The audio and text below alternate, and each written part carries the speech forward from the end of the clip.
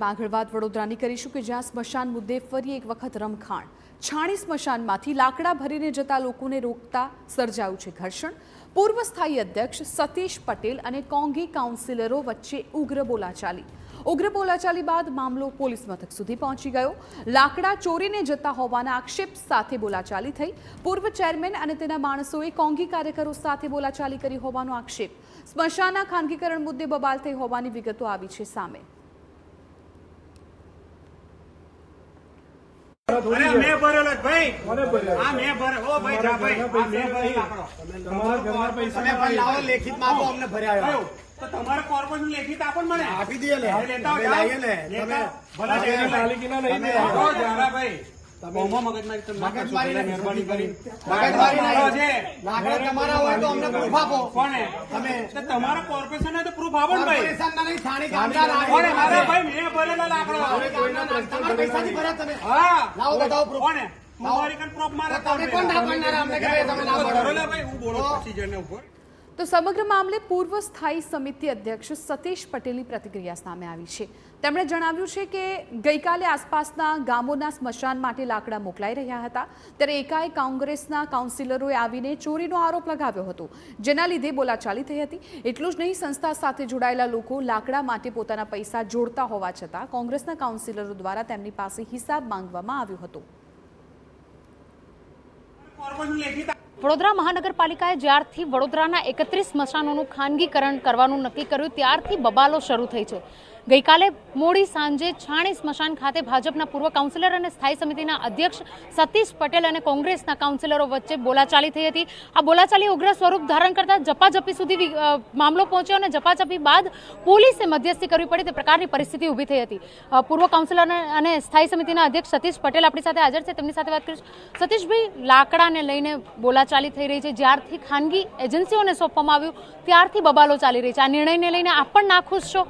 નિર્ણય કર્યા પછી અમે ગઈકાલે અમારા ટ્રસ્ટના બધા બેઠા હતા અહીંયા આગળ, તો અત્યારે લગીને જે 25 દાડા વેટ કર્યો, 21 બોડી અહીંયા અંતિમ સંસ્કાર થયા, પણ સામાન તો બધો અમારો વપરાયો। એટલે અમને એવું લાગ્યું કે સાલું આપણને પાપ લાગશે, આ બધા પ્રજાના પૈસા આપણા પૈસા, કે કોંગ્રેસ કોર્પોરેશને કોન્ટ્રાક્ટરને કામ આપી દીધું, એ એની મેં તે વ્યવસ્થા કરે તો બધા ભેગાથી નક્કી કર્યું કે આપણે જે આ લાકડા છે 4,000 મણ જેવા તે આપણે આજુબાજુ ગામમાં આપી દઈએ, મફત સેવા કરી દઈએ, એટલા માટે આ લાકડા કાલે અમે ભરતા હતા। અચ્છા, કોંગ્રેસના કાઉન્સિલરનો એવો આક્ષેપ છે કે આ જે લાકડા છે તે ગામના નાગરિકોએ જ ભેગા કરેલા લાકડા છે, એ લોકોના જ છે, તો કોઈ પણ પ્રકારની પૂર્વ મંજૂરી વગર આપ લાકડા કેવી રીતે આપી શકો? એમની કન કોઈ પુરાવા હોય તો બે લાવે, ગામના પ્રજાના પૈસા છે। આજે હું તમને પાવતી બતાવું, અમે 1000 રૂપિયા લઈએ છીએ, આજે 12 થી 14 મણ લાકડા હું આપું છું, 800 રૂપિયા ઉપર જે થાય એનો ખર્ચો અમે ભોગવીએ। આ તમે પાવતી જોઈ શકો, 1000 રૂપિયાથી ઉપર કોઈનો રૂપિયો લેતા નથી। આજે 4000 મણ લાકડા મેં ભર્યા છે, 4000 મણ લાકડા 8 થી 10 લાખ રૂપિયા થાય, એ રૂપિયા અમે કાઢીએ છીએ। અને એ લોકો આક્ષેપ કરે છે, એમને પૂછો તમે કોઈ દાડ 5000 રૂપિયાની પાવતી ફડાઈ છે અહીંયા આગળ? કોઈ દાડ સેવા કરવા આવ્યા છે તમે અહીંયા આગળ? આ તો મળી દો ખાવાનો ચાન્સ મળ્યો, કોન્ટ્રાક્ટર જોડે મિલી ભગત કરી, એટલે અમારે રાતે 9 વાગે અને એમને કોઈ લેવડ દેવડ નહીં, આ એને મગજમારી કરે।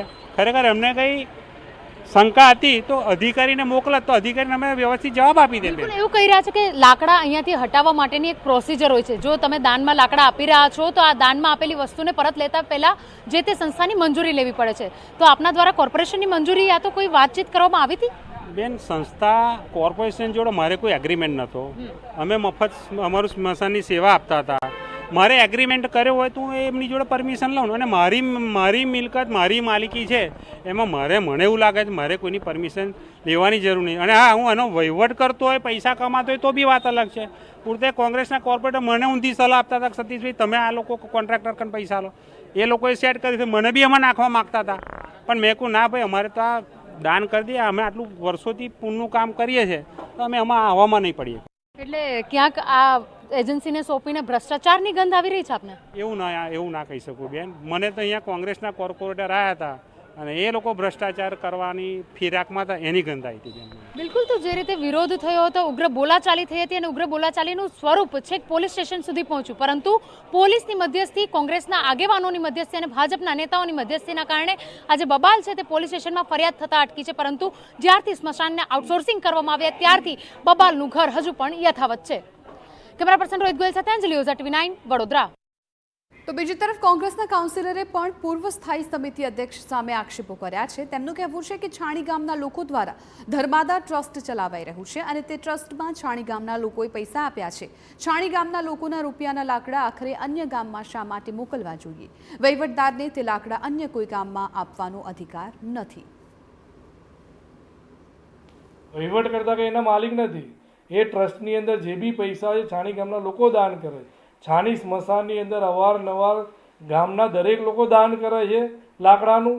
તો લાકડા કંઈ ટ્રસ્ટની માલિકીના એવું ના કહેવાય, અને ટ્રસ્ટની માલિકીના હોય તો ટ્રસ્ટ પોતે વહીવટ કરતા એના માલિક નથી, નિર્ણય ના લઈ શકે, કારણ કે એ જે ટ્રસ્ટ બનાવ્યું છે છાણી ગામના હિત માટે બનાવ્યું છે। એટલે આ લાકડા ગઈકાલે આજુબાજુના ગામડાના લોકોને આપવાની ચાલુ કર્યું। એટલે અમે 4 કોર્પોરેટર ગયા અને પૂર્વ સ્ટેન્ડિંગ કમિટીના ચેરમેનને એવું પણ કીધું કે આપણા ગામના લોકોના પૈસાના લાકડા તમે બીજા ગામના લોકોને શું કામ આપો? સતીશભાઈ પટેલ ત્યાં જગ્યા પર આવ્યા એટલે એમનું વર્તન એકદમ બેફામ વર્તન હતું। દાદાગીરી કરતા આવ્યા। મેં કીધું છે આ લાકડા અહીંયા મારા છે, મેં પોતે પૈસા આપીને લીધેલા છે, આ લાકડા મારા અહીંથી મોકલી દેવા છે, 50 ટ્રેક્ટર હું ભરાઈ દેવાનો છું। ત્યારે અમે એમને એવું કીધું કે તમારા લાકડા હોય તો અમને પ્રૂફ આપો। આ સ્મશાનના લાકડા છે, તમે સંચાલન કરતા હોય એટલે તમારા લાકડા ના કહેવાય। એટલે જે પ્રકારે એમનું વર્તન હતું એ વર્તનની સામે અમે વિરોધ નોંધાયો।